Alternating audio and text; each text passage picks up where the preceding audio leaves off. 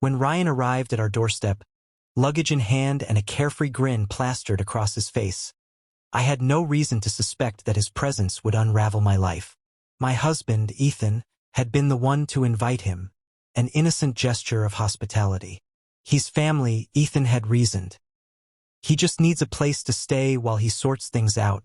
Ryan was Ethan's nephew, a 22-year-old college student with a quiet confidence that made people gravitate toward him.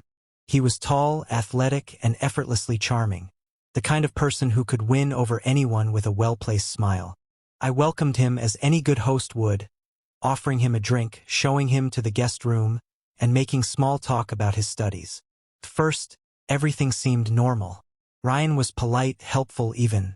He volunteered to cook dinner one night, surprising us with a dish he claimed to have learned from a past relationship. "You're spoiling us," I had joked, unaware that soon his presence in our home would leave me feeling anything but indulged. But it was Ethan's reaction to Ryan that caught my attention first. My husband, usually reserved, seemed lighter around him, more playful. They shared inside jokes I wasn't privy to, exchanged glances that felt a beat too long. It was subtle, almost imperceptible, but something about it set me on edge. One evening, as I passed the living room, I found them on the couch, deep in conversation. Ethan's laughter echoed through the space, full-bodied, genuine. It had been a while since I had heard that kind of laughter from him. They didn't notice me standing there, watching, or if they did, neither acknowledged it. Ryan settled into our home effortlessly. He knew how to make himself useful, offering to run errands, fixing a broken cabinet in the kitchen, making himself indispensable. Ethan was grateful for the help, but I couldn't shake the feeling that Ryan was inserting himself into our lives with an intimacy that felt unnatural. Then came the small, unexplained moments. Ethan lingering in the guest room after bringing Ryan a fresh set of towels. The hushed tones of their conversations when they thought I wasn't listening. A fleeting touch on the arm that felt too familiar, too practiced. I told myself it was nothing, that I was being paranoid, that Ethan and Ryan had always been close, that I was reading too much into things. But then, late one night, I woke up to the sound of muffled voices in the kitchen. I padded down the hallway, my heartbeat quickening. Peering around the corner, I found them, heads bent close together, whispering. Ethan's hand rested briefly on Ryan's knee, a gesture of comfort, perhaps, or something more. I stood frozen, my stomach twisting into knots. Something was happening. I just didn't know what. Yet, doubt has a way of creeping in like a slow-moving tide. Gentle at first, barely noticeable, until suddenly you're drowning in it. After that night in the kitchen, a quiet unease settled over me. A whisper of suspicion I tried to push away. Surely I was overreacting. Ethan and Ryan continued their easy camaraderie. But now, I observed it differently. There was an unspoken language between them. Glances exchanged across the room. Laughter that felt a touch too intimate. A familiarity that didn't belong to a simple uncle and nephew relationship. My logical mind told me that they were close because they were family. My gut told me something else. I started noticing patterns. Ethan, who had always been an open book, now guarded his phone more closely. A new passcode, a slight hesitation before setting it down screen side down. And then there were the sudden absences. Quick trips to the store that took longer than necessary. Hushed phone calls he dismissed as work stuff. Ryan, too, had changed. He grew distant around me, his once effortless charm now feeling measured, careful. He avoided prolonged conversations, his usual warmth replaced with a forced politeness. Was it guilt, or was I imagining things? One afternoon, I came home earlier than expected. The house was unusually quiet. As I walked down the hallway, I heard a door click shut. The guest room. Ryan's room. My pulse quickened. I wasn't sure why I hesitated, why my feet felt suddenly heavy as I approached. I knocked, my voice light. "Ryan? Everything okay?" A pause. Then, the door cracked open just enough for me to see his face. Flushed, unsettled. "Yeah," he said quickly. "Just taking a nap." Behind him, I caught a glimpse of something.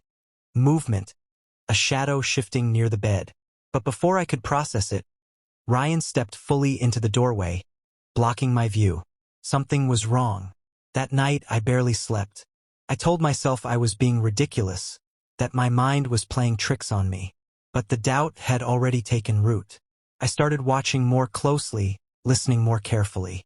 And then, the message. It happened by accident. Ethan's laptop, left open on the kitchen counter. A notification flashed across the screen before disappearing. A single line of text, brief but unmistakable. I miss you already. Can't wait until later. Red heart. My breath hitched. My hands trembled. Who was it from? I clicked. The sender's name sent a shockwave through my body. Ryan. The room around me blurred. I stared at the screen, my mind scrambling for explanations, for anything that could make this something other than what it so clearly was. But there was no mistake, no misunderstanding, no excuse. Something was happening. And now I had proof. A cold numbness spread through me as I stared at the screen. The words blurred, but their meaning was undeniable. Ryan, my husband, a secret woven between them, hidden in plain sight. My pulse pounded in my ears, each beat hammering in the realization that my suspicions had been right all along. I closed the laptop, my hands trembling. Confrontation burned on my tongue, but I forced myself to wait. I needed more than a single message. I needed the truth in its entirety. That night, I watched them carefully. Ethan sat across from me at dinner, his face unreadable, his demeanor as composed as ever. Ryan, however, fidgeted, his fork scraping against his plate, his gaze avoiding mine. Guilt. I saw it in the stiffness of his posture, the way his fingers drummed lightly against the table, betraying his nerves. I decided to set the trap. I saw the message, I said suddenly, my voice calm, measured. I didn't elaborate, didn't reveal more than that. I just let the words hang in the air. Ryan froze mid-bite. Ethan, however, was smoother. He didn't flinch. He simply set his glass down and met my gaze. What message? His tone was careful, calculated. My heart twisted. He was going to lie. I turned my attention to Ryan. He swallowed hard, his Adam's apple bobbing. I saw the indecision flicker across his face, the battle between deceit and confession. For a moment, the silence stretched between us, heavy and suffocating. Then Ethan sighed, leaning back in his chair. It's not what you think. A bitter laugh escaped me. Really? Because what I think is that you and Ryan have been sneaking around behind my back.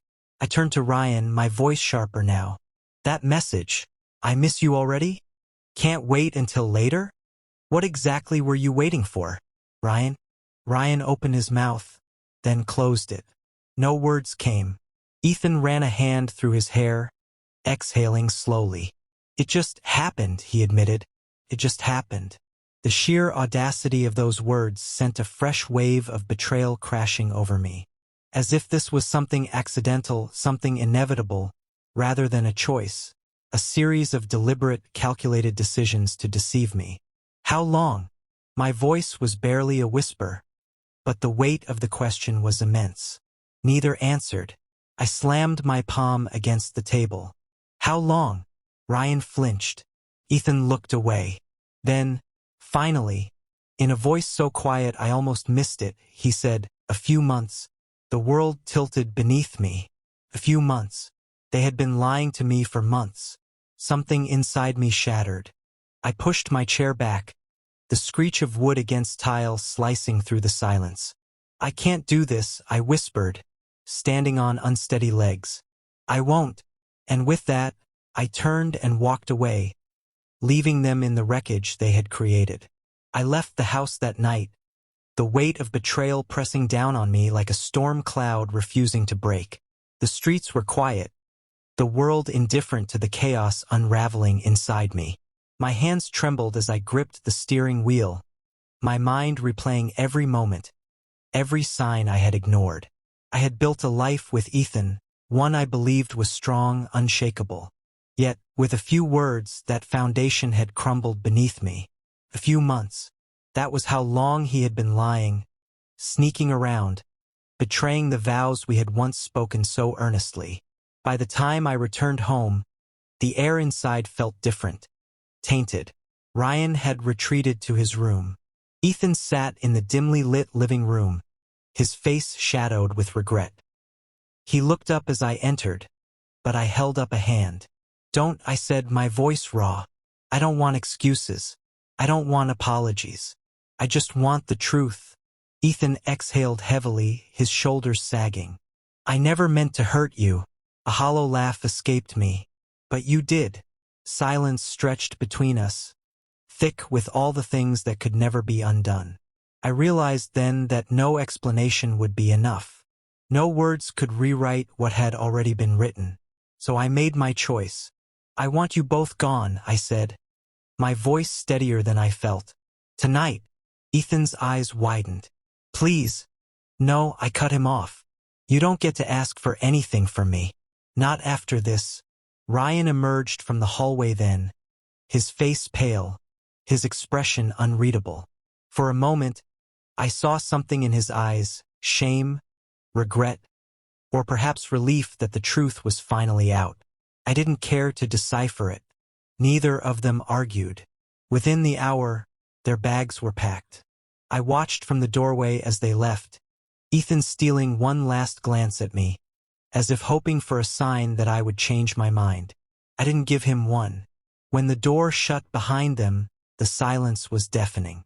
I stood there for a long time, my breath uneven, my heart heavy. But beneath the pain, something unexpected stirred. A sense of liberation. I had been betrayed, yes, but I had also been set free. In the days that followed, I allowed myself to grieve.